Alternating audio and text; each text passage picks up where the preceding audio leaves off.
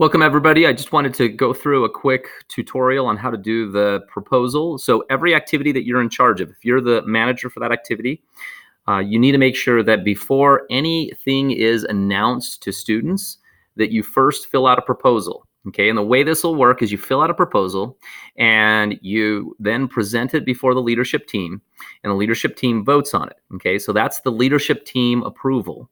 But it also requires approval from me. And generally, if the leadership team's in favor and it's not going to be dangerous or too expensive, I will be good to go. But we also need to have sign off from Mrs. Redkey. Okay, and then the reason is that she has some better understanding of some of the policies on the district level. So we need to make sure that we get her sign off. And also she has some insights to the calendar that I may not have. So once it has those three signatures, then you can move forward with planning the activity. So I'm going to show you how to do this. Let me just make one other note here. Now, it's important to fill out the proposal not just for getting the approval and making sure that we're planning correctly. It's also important because we get an audit every year. And what an audit is it means somebody from the state comes in and they look through every expenditure we have and they make sure that it had advanced approval. Okay, they don't like to see people going out and buying things and then submitting receipts and not having approval in advance. And that's one of the checks that we have.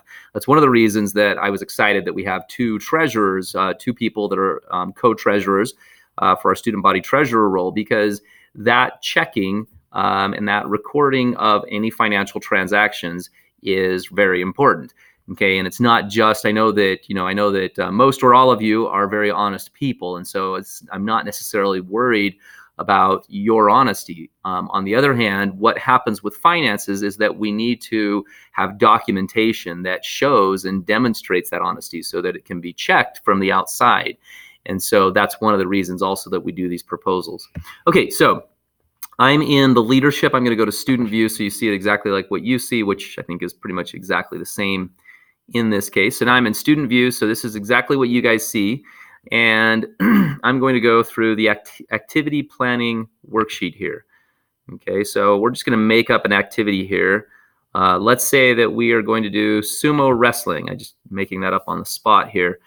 Okay, so we just make a copy of this. Now, I do have hard copy versions of the planning worksheet that you can use. The only downside to the hard copy versions is that they don't allow you to extend some of the fields which might be required, especially if you're doing a larger activity like prom. Clearly, this is going to be a little bit small for the purchase list that you're going to have for prom or for homecoming or whatever else. So here's how we fill it out very quickly. This is going to be about sumo wrestling. And I'm not going to fill out all of this, obviously, but you're going to go through, you'll fill out everything here. You've got the proposed dates, okay, and again, this will have to change. Student managers, there needs to be at least one manager. You can have up to, say, 3 managers.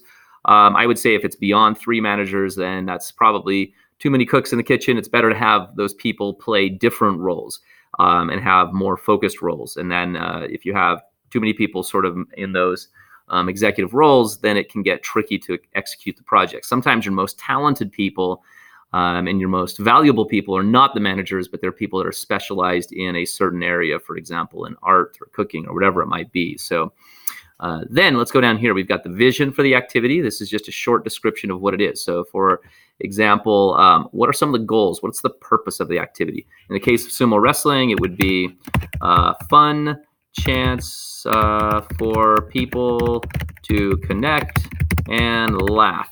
Okay, so mainly that would be about connections. That would be the idea. 3 key details. Okay, this is just things that you are starting to think about. Okay, for example, we will rent suits from XYZ company. I don't know what XYZ company is.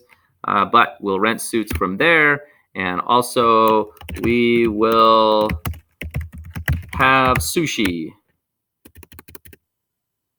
Of course, because it's sumo wrestling, have sushi as part of the activity, of course.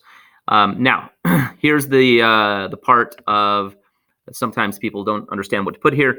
risk and mitigation. I want you to have at least a couple of risks because that means that you're thinking about this part. Now, every activity has some risks. These could be financial risks, safety risks, scheduling risks, weather risks. All of these things are potential risks. So one obviously is injury.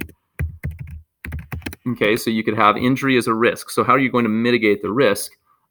We will say we will ensure the area is safe and that no objects are close to the sumo, I don't know what you call it, the sumo court. I know it's not a court, but whatever you call it. Okay, so that's one risk is injury. Another risk might be, in this case, could be damage to suits. Okay, and so in here we might say follow the rules the company advises, or buy insurance. Sometimes they have insurance when you rent things, so that could be something we could do. Okay, now the estimated budget. Okay, hold on just a second here. We are slightly over. I'm going to delete this so that it stays on one page so that we're not going over here. Delete 2 rows. There we go. Okay, so the estimated budget we're going to say for this activity is $200. And just because you put the number here does not mean that it will be approved. It just means that you are estimating what it will cost. And then we obviously, the leadership team, and then our role then is to figure out if this is going to work. So here's your estimated budget, $200. We don't have to put all the details right here, though you should be doing some tabulations of what those costs might be. It might be $100 to rent the suits and $100 for the food. I don't know what it is. Okay, then where it says leadership team member, what that is, we might change that, but what that is we need to have the leadership team approval. And then some leadership team member can sign off there, like for example, Juliana as the student body president would be a great person to sign that off. The advisor signature there, that would be myself. If I'm not here, I will talk to our TA Daniel to potentially sign off on that. But finally, it'll be really critical that we have the administrator's signature. Now, Mrs. Redkey has planned some time during our classes to be available, so hopefully we can just sort of walk in there and meet with her quickly to present whatever activities that we have, but we do need that administrator's signature. Okay, now, so once you have this front side all signed off, that means you go forward with the actual planning. Okay, so now, so this says adult, but this should be like chaperone. I don't know why we put adult there, but usually you have to have a chaperone here. In this case, I will be the chaperone. Oh, I see. That's where that goes. Chaperone. Okay. So we actually don't have, I guess we do put adult here. But the point is that you do need, and this is not to say that adults have any more talent or, oh, I see. Okay, this is a 2. Okay, I'm obviously not filling this out exactly right. Since I created the thing, I should probably be able to figure it out. Okay, so the role, we have 2 sections here. So this would be chaperone. Mr. Madsen, this might be, in some cases, this could be a parent.